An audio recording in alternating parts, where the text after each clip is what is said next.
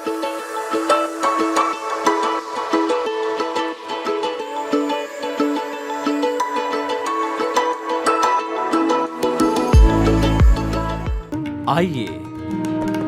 सुनिए, देखिए, समझिए सनातन सत्य। जैसी दृष्टि वैसी सृष्टि, दृष्टि विज्ञान। कुदरत, कुदरती रचना एवं कुदरत के कानून से शाश्वत सुख की प्राप्ति। जोधपुर के परम पूज्य महात्मा उपासक प्रोफेसर डॉक्टर सोहन राज तातेड़ के निर्देशन में सनातन सत्य। जैसी दृष्टि वैसी सृष्टि, दृष्टि विज्ञान।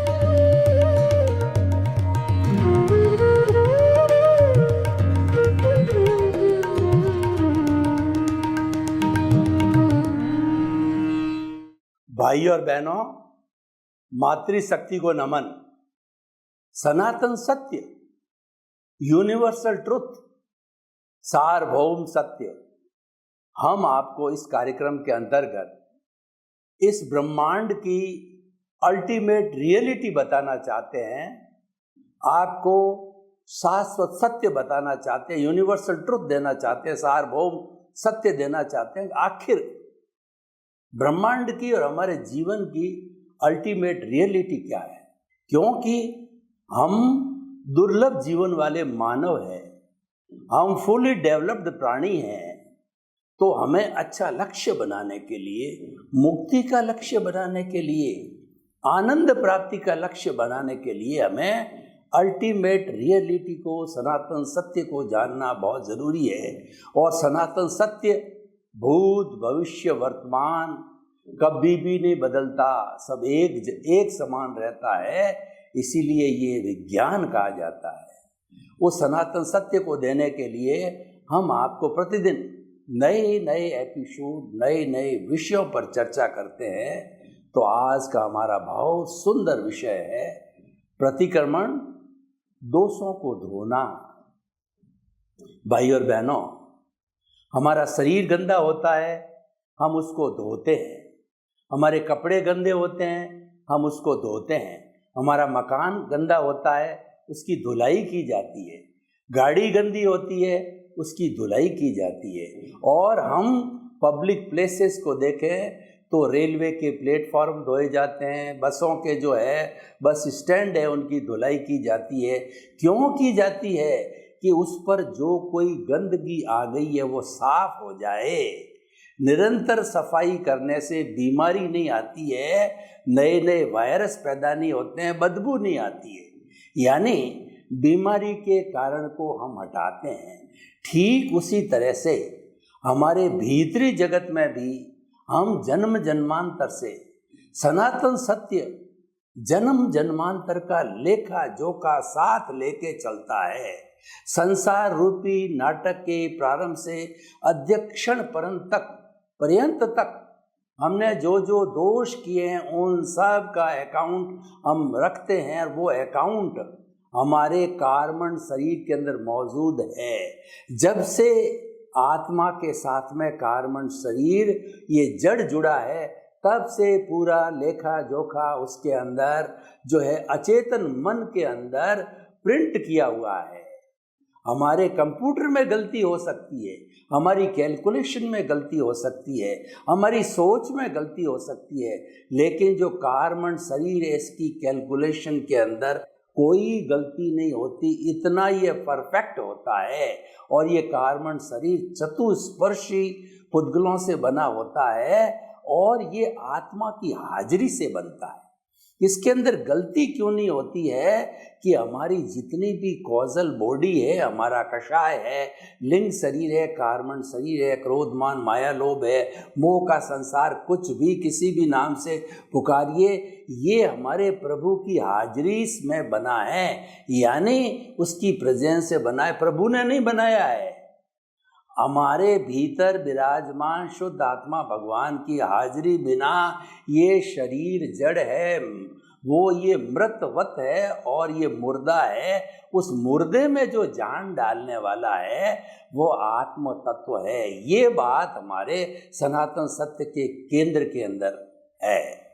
टू एयर इज ह्यूमन, इंसान गलती का पुतला है। जब कभी भी हम कार्य करते हैं तो गलती होना संभव है, इसको हम नकार नहीं सकते। महात्मा गांधी कहा करते थे कि कोई भी व्यक्ति सफल कब होता है कि असफलता को प्राप्त करके। कोई भी दुनिया में ऐसा महान व्यक्ति नहीं है जिसने कि असफलता प्राप्त न की और वो सफल हो गया हो। तो सफलता प्राप्त करने के लिए मैंडेटरी है कि असफल होना, चाहे एक बार असफल हो, चाहे 2 बार हो, और अधिक बार भी हो सकता है। मैं आपको एक उदाहरण देना चाहता हूँ कि एक चींटी है जो कि अपने मुंह के अंदर एक दाना डाले हुई है और उसका जो घोंसला है ऊपर है, दीवार के ऊपर है। तो वह क्या करती है कि वो दीवार के ऊपर चढ़ती है, गिरती है, चढ़ती है, गिरती है, लेकिन वो कभी हिम्मत नहीं हारती और चढ़ते गिरते आखिर वो अपने घोंसले के अंदर अपने घर में चली जाती है, क्योंकि वह असफल होते होते सफल होती है। तो ये हमारी जीवन की जो सफलता को प्राप्ति करने का अर्थ ये है कि दोषों को धोना, उन गलतियों को धोना। इन गलतियों की वजह से हमारे इस आत्मा के ऊपर जो है आवरण आ जाता है। आत्मा के ऊपर कुल 8 तरह के आवरण हैं और सारे आवरण दोषों को करने के कारण आवरण होते हैं। तो ज्यों-ज्यों हम उन दोषों के कारणों को हटाते हैं तो इसका शुद्धिकरण चालू हो जाता है। और सबसे बड़ा जो कहना चाहिए दृष्टा प्रकाशक है वो हमारी शुद्ध आत्मा है, जो भीतर विराजमान है। वो अक्रिया और कुछ भी नहीं करता है। वो जीवन की समस्त क्रियाओं को गति देने वाला, शक्ति देने वाला वह दृष्टा, वह स्व पर प्रकाशक शुद्ध आत्मा है। वो हमारे सनातन सत्य के सेंटर में है और उसी को सेंटर में रख करके हम बात करते हैं। इसीलिए घूम फिर करके वह अवश्य आता है, क्योंकि देखिए कि एक सेंटर से एक परिधि खींची जा सकती है। तो हम जब सेंटर के अंदर रहते हैं या परिधि के ऊपर घूमते हैं तो हमको सेंटर में अवश्य जाना पड़ता है। तो अब देखिए कि हमने जन्म जन्मांतर के अंदर बहुत से जीवित प्राणियों के साथ एकेंद्रिय से पंचेंद्रिय तक के बीच में व्यवहार किया। तो व्यवहार करने से हमने किसी को दुख दे दिया, तकलीफ दे दी, और जो है हमने किसी को प्रताड़ना दी, कुचल दिया, मार दिया, और किसी न किसी तरीके से मन से, वचन से, काया से, करने से, करवाने से, अनुमोदने से उस प्राणी को हमने कष्ट दिया। तो जो ही हमने कष्ट दिया, जो ही हमने किसी को दोष दिया, हमारे कॉजेज पड़ गए। वो कॉजेज गंदगी है और हम गंदे हो गए। अब ये अतिक्रमण कहलाता है। किसी भी व्यक्ति को किसी प्रकार का कष्ट देना वो अतिक्रमण कहलाता है, क्योंकि किसी दूसरे को कष्ट देना वो हमारे सीमा क्षेत्र में नहीं है। हम उसके अधिकारी नहीं हैं, हम उसको करने के लिए अधिकृत नहीं है, क्योंकि वह भी अपने कर्मों के अधीन जीता है, हम भी अपने कर्मों के अधीन जीते हैं। और 84 लाख जीवा योनि के बर्थ प्लेसेस की जो सारी आत्माएं, जो लिविंग बीइंग्स है, वो सभी अपने अपने कर्मों के अधीन जीते हैं। तो हम उसमें कोई भी दखल करते हैं, कोई इंटरफेरेंस करते हैं, कोई भी उसको तकलीफ पहुंचाते हैं तो हम दोषित हो जाते हैं। वह सारा अतिक्रमण कहलाता है। तो उन एक दोष को जो है वो कहा जाता है, वह एक कॉज कहलाता है। और कई कॉजेज जब इकट्ठे हो जाते हैं तो कॉजल बॉडी कहलाती है। वह जो है कार्बन शरीर कहलाता है, वो राग द्वेष कहलाता है, वह कषाय कहलाता है और वो मोह का संसार कहलाता है। तो जो हमने अतिक्रमण किया उसको धोने का तरीका क्या है? देखिए, जब कपड़े पे मैल आ जाता है तो उसको धोने के लिए हम साबुन यूज़ करते हैं, और भी अतिरिक्त उसको सफाई करनी है तो आजकल बहुत सी तरह के डिटर्जेंट पाउडर आ गए, उनका उपयोग किया जाता है।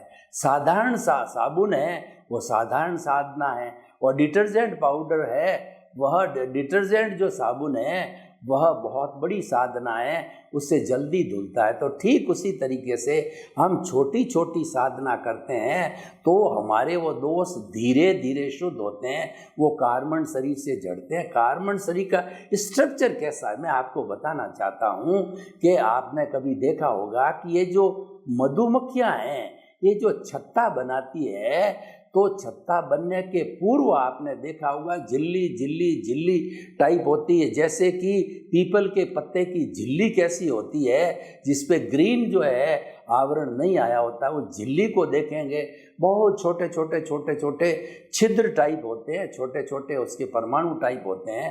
तो वो हमारी सब आत्मा के चेतनामय परमाणु वो दिखाई नहीं देते, अशरीरी में रूपक रूप में बताता हूँ। उसके एक एक परमाणु के ऊपर जैसे रेत जब उड़ती है, मान लीजिए कपड़ा जो है वो हमने जो अपने घी में या तेल में डुबा करके और जब आंधी चल रही है तो उसको फैला के डाल दिया, तो रेत के कण, असंख्य रेत के कण उसके ऊपर आ जाते हैं और कई दिन पड़ा रहता है तो कपड़ा काला हो जाता है। वह असंख्य जो है वो परमाणुओं से काला हो जाता है। ठीक उसी तरीके से हमारी जो शुद्ध आत्मा स्वरूप के जो उसके चैतन्यमय परमाणु हैं, उसके ऊपर एक एक के ऊपर कई तरह के जो है वो हमारे दोष के परमाणु इकट्ठे हो जाते हैं, कॉजल बॉडी इकट्ठी हो जाती है और वह जो कहलाती है वह सारा जो है कालाणु कहलाते हैं। और वो समय के अनुसार जुड़ते हैं, समय के अनुसार इकट्ठे होते हैं, समय के अनुसार जड़ते हैं। उसको हम प्रकृति स्थिति प्रदेश अनुभाग कहते हैं। जब कभी भी वह कर्म आत्मा के साथ जुड़ता है तो इन 4 नियमों के अनुसार जुड़ता है। ये अपने आप में एक अलग विषय है, उसकी चर्चा हम अभी नहीं करेंगे। तो सारे दोष है वो इकट्ठे हो गए। उन दोषों का जो है वो प्रतिक्रमण करना आज का हमारा विषय है कि दोषों का प्रतिक्रमण क्या कहलाता है। उन दोषों को धोना। और प्रतिक्रमण है वो एक तो बाह्य प्रतिक्रमण होता है और एक आंतरिक प्रतिक्रमण होता है। बाह्य प्रतिक्रमण ये है कि हमारे साथ में किसी व्यक्ति से चलते चलते टक्कर हो गई, अंधेरे में हमको दिखाई नहीं दिया, उस व्यक्ति की हमने ठोकर मार दी और हम जो है स्कूटर या मोटरसाइकिल चला रहे हैं और व्यक्ति पास में से जा रहा है, वो हमारे से टच हो गया, तो ये तो हमारा प्रत्यक्ष रूप से कहना चाहिए कि अतिक्रमण हुआ।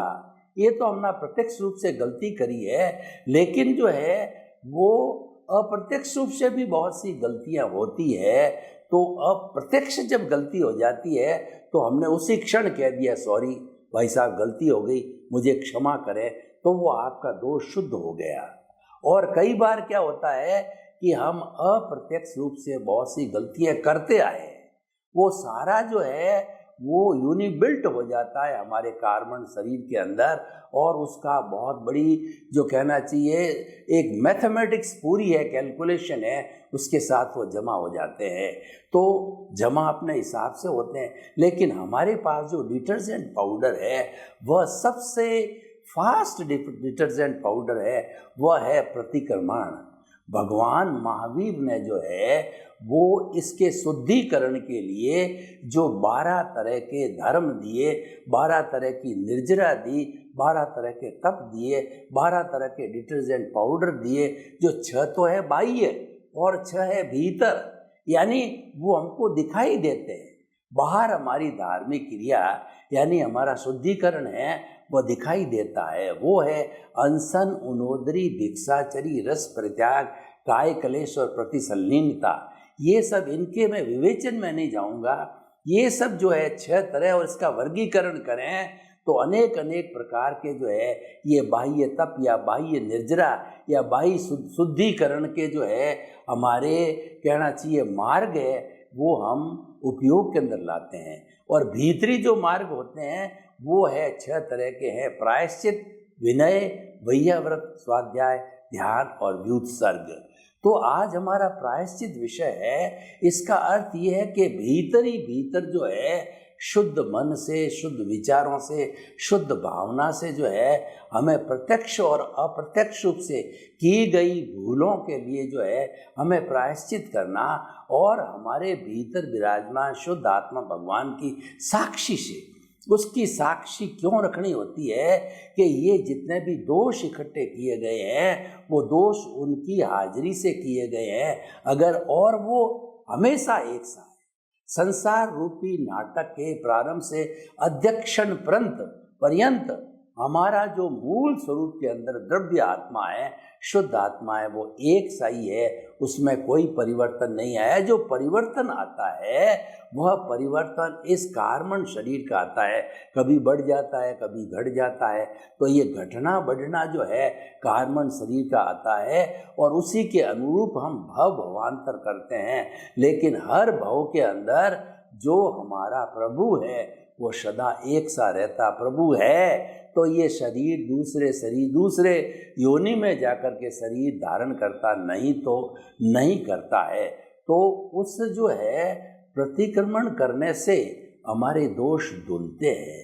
अब प्रतिकरण करने की मैं आपको एक विधि भी बता देता हूँ कि प्रत्यक्ष रूप से तो मैंने सॉरी भाई साहब गलती हो गई, मिच्छामि दुक्कड़म खमत खामना, किसी न किसी विधि से हमने प्रत्यक्ष कर दिया, फोन से कर दिया और चिट्ठी डाल करके कर दिया और लिख करके कर दिया। ये तो सारा प्रत्यक्ष रूप से जो है वह परोक्ष रूप से कैसे किया जाता है मैं आपको इसको करके बताता हूँ। आंखें कोमलता से बंद, रीढ़ की हड्डी एंटीना की तरह सीधी और ध्यान मुद्रा में बैठ जाइए। एक बार अपने चित्त को पूरे शरीर में घुमाइए, कायोत्सर्ग कीजिए, सजेशन दीजिए कि शरीर की एक एक कोशिका शिथिल हो जाए, शिथिल हो जाए। अनुभव कीजिए शरीर की 60 खरब कोशिकाएं शिथिल हो रही है। अनुभव कीजिए समस्त कोशिकाएं शिथिल हो गई। मेरा शरीर अपने स्थान से 1 फुट ऊपर उठ रहा है, इतना हल्का हो गया है। अपने सांस को दोनों नथुनों के बीच में स्थिर कीजिए, चित्त को आते जाते सांस को देखिए। सांस लंबा,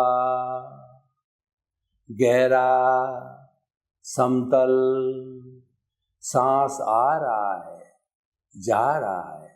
सांस शिथिल, शरीर शिथिल। अब आप अप्रत्यक्ष रूप से प्रतिक्रमण कीजिए। जैसे हम श्राद्ध में अपने पितरों को बुलाते हैं कि मेरे समस्त पित्र आप आइए, श्राद्ध चल रहा है, मैं सबके लिए भोजन लेके आया हूँ, मेरा भोजन स्वीकार करो। श्राद्ध के दिनों में पितरों का पूजन किया जाता है, पितरों को जिमाया जाता है। तो पितृ जब वो भोजन स्वीकार कर लेते हैं तो उनका श्राद्ध हो जाता है, उनका तर्पण हो जाता है, उनको मुक्ति मिलती है। ठीक उसी तरह से आपके संसार रूपी नाटक से अध्यक्षण पर्यंत जिन जिन प्राणियों से आपका जो भी व्यवहार हुआ है उन अव्याबाद आत्माओं को अप्रत्यक्ष रूप से सबको निवेदन कीजिए कि आप अव्याबाद हैं, आप करुणाशील है, आप किसी को कष्ट नहीं देने वाले हैं और आप संपूर्ण ज्ञानी हैं। तो आप सभी आत्माएं आइए और जो है मुझे क्षमा कीजिए, क्षमा कीजिए। मैं आप समस्त आत्माओं को जो आ चुकी है उन सब को तहे दिल से क्षमा करता हूँ। मेरी तरफ से आप सभी का अकाउंट क्लियर है, आप भी मेरा अकाउंट क्लियर कीजिए और आप भी जो है मेरे को एनओसी दीजिए। एक भी आत्मा की एनओसी बाकी रह गई तो मैं मुक्ति को नहीं जा सकता। मुझे मुक्ति जाना है, मुझे शीघ्र मुक्त होना है, मुझे शीघ्र मोक्ष जाना है।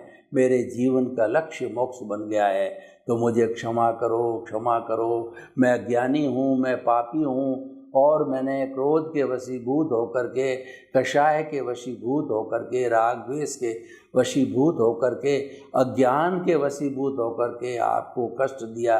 क्षमा करो, क्षमा करो, एनओसी दो। इस तरीके से समस्त आत्माओं ने आपको माफ़ किया।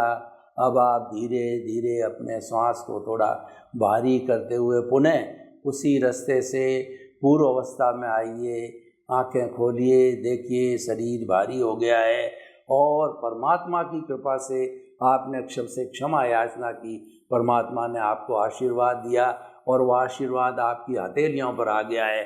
उस परमात्मा के आशीर्वाद को आप अपने सिर पर 3 बार जो है धारण करके और उस आशीर्वाद को लीजिए, उस शक्ति को लीजिए। इस प्रकार हम उन दोषों को धोते हैं, हम उन दोषों को प्रतिक्रमण करते हैं। मैंने जो ये कराया है ये तो शब्दों के माध्यम से आपको समझाने के लिए कराया है। आप मानसिक रूप से भी कर सकते हो, यानी अव्ययबाद आत्माओं में टेलीपैथी होती है, एक दूसरे से हम संपर्क कर सकते हैं, क्योंकि वहाँ पर कोई साधनों की जरूरत नहीं होती है, वहाँ पर प्रत्यक्ष रूप से होता है। परोक्ष रूप के साधन हमारी इंद्रियां हैं, मन है, बुद्धि है, उनकी कोई आवश्यकता नहीं होती है।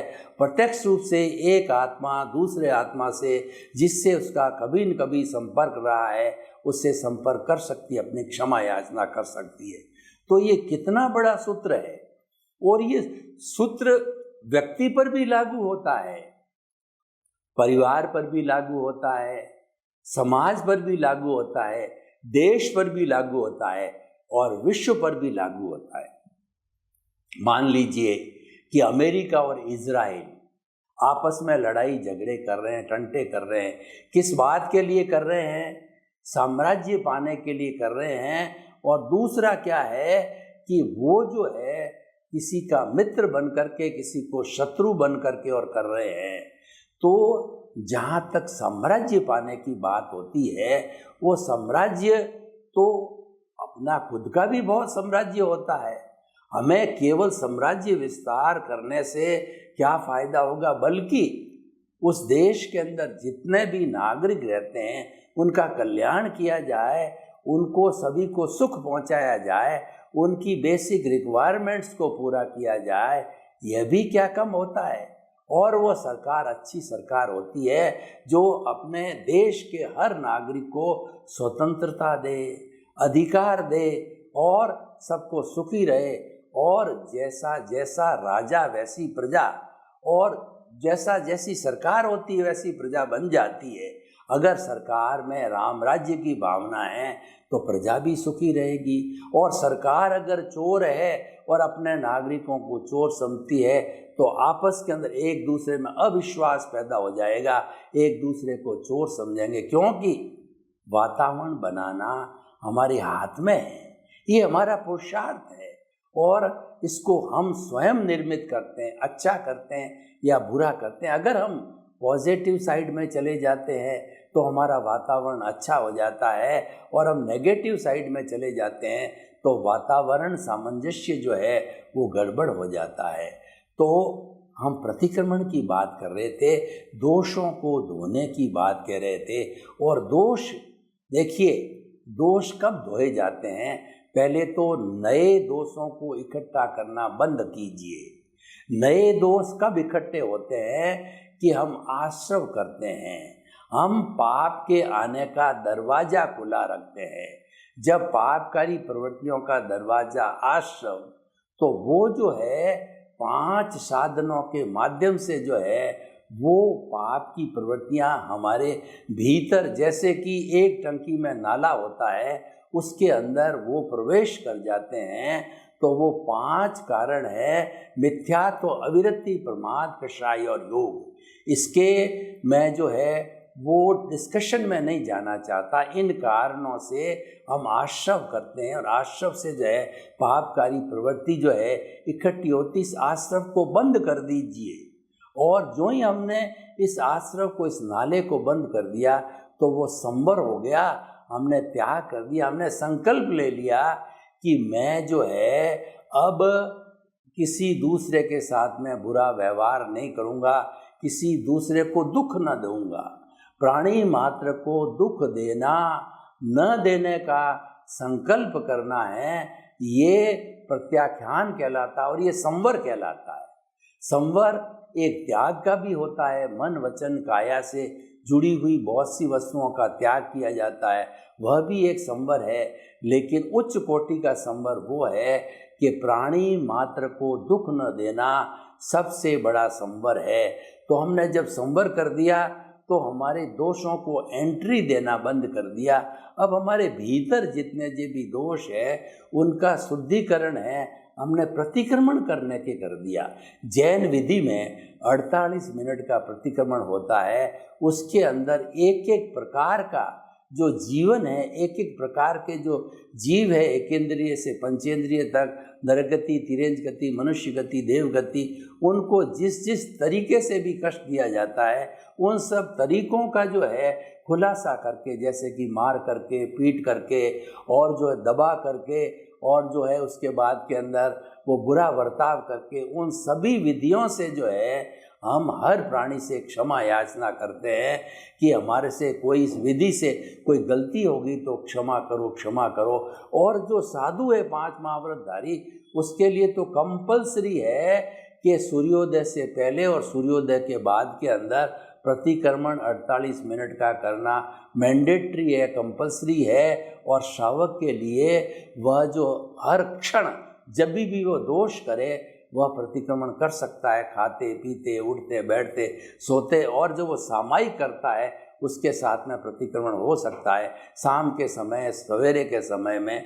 तो इस तरीके से अपने दोषों को धोना है, ये सबसे बड़ा प्रतिक्रमण है और ये किया जाना चाहिए। इससे बढ़कर के कोई शुद्धि नहीं है। तो हम निष्कर्ष की भाषा में ये कह सकते हैं कि मनुष्य गलती का पुतला है, गलती करता रहता है और जन्म जन्मांतर से गलती करता आया है। इस गलती के कारण, इस अतिक्रमण के कारण बहुत से दोष इकट्ठे हो गए हैं और जब तक हम इन समस्त दोषों को धो करके सफाई नहीं करेंगे तब तक हमारी आत्मा सिद्ध, बुद्ध और मुक्त नहीं होगी। तो हम आपसे इस एपिसोड के माध्यम से ये परामर्श देना चाहते हैं कि अतिक्रमण जो है का प्रतिक्रमण करना एक अति उत्तम जो है दोषों को धोने का साधन है, वो एक साबुन है। सर्वे भवन्तु सुखिनः, सर्वे सन्तु निरामया। जगत के सभी जीवों को सुख मिले, शांति मिले, आनंद मिले, मुक्ति मिले। आप सभी के प्रति मंगल भावना, शुभकामना।